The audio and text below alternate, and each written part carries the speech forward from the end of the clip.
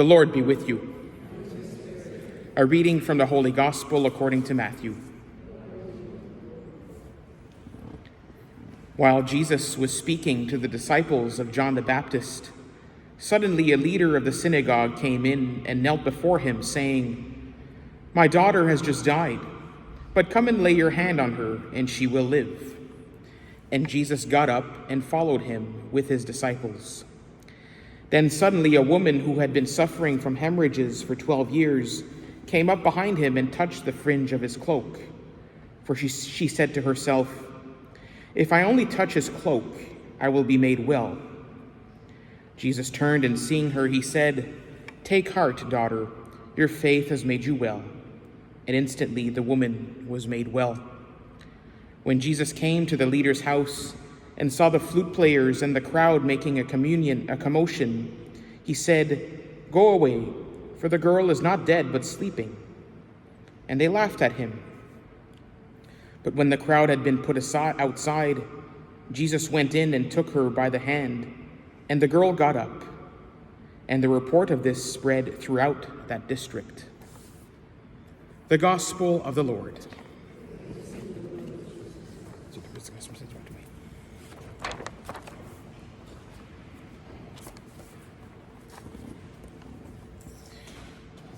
A very beautiful first reading that we have today from the book of Genesis in this dream or this vision that Jacob has of what we would call now Jacob's ladder.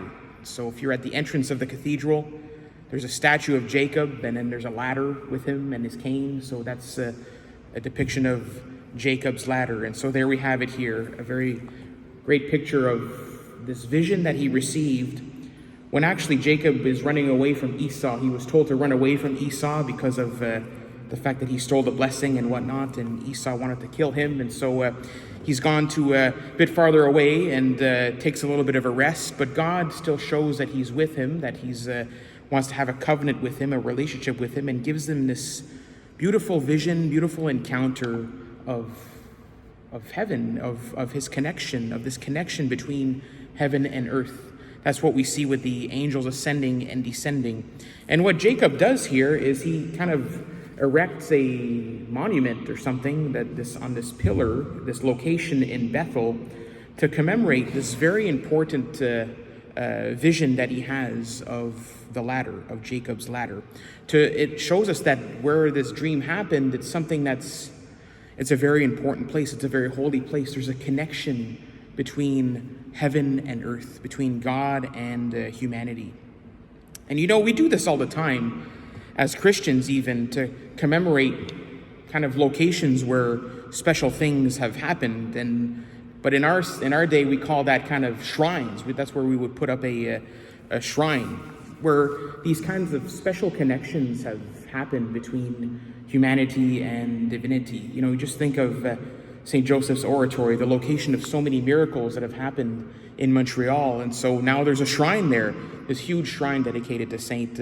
Joseph, for us to remember that, these things that occur are not just stories, they're not just abstractions, not just philosophies or thoughts, but these are real things that happened to real people in real places. I saw this I was in France last week, and I went to La Cathédrale de Reims, so Notre-Dame de Reims. It's a huge cathedral.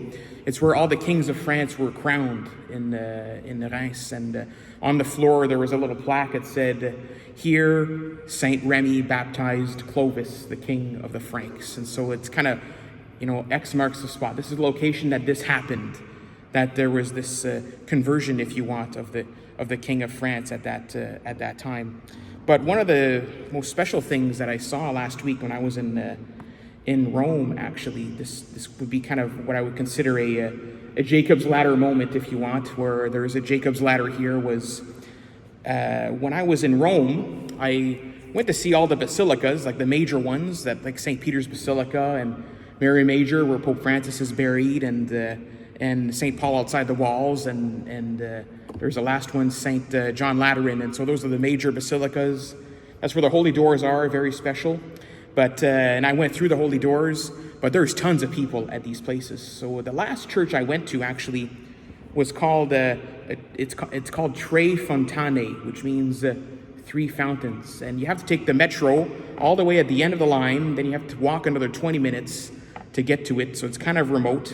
And I was there kind of at the end of the day, and this is the location that St. Paul was murdered. So that's the location. So there's like a pillar there that marks the location where he was beheaded. And when he was beheaded, apparently 3 drops of water went flying in the air, and they landed at 3 spots.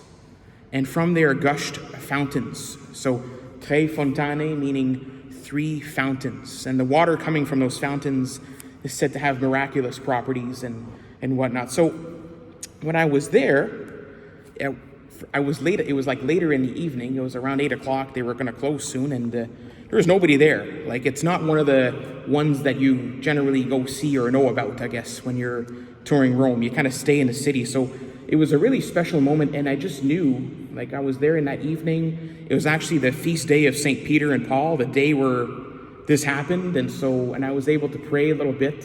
I asked St. Paul to help me to preach better, so to help me a little bit, but and it was just you can just feel the holiness, the specialness, the connection between heaven and earth, between at this spot, if you want, where St. Paul gave up his life as a witness for Christ. And so I think we have all of these kinds of Jacob ladder moments in our lives, I would say, even special locations in our lives where we have this feeling that there's a Jacob's ladder here, that we can climb that ladder, but it's a connection between ourselves and God in a very special way. And the wording that we have in the first reading about this ladder is that Jacob saw the angels of God were ascending and descending.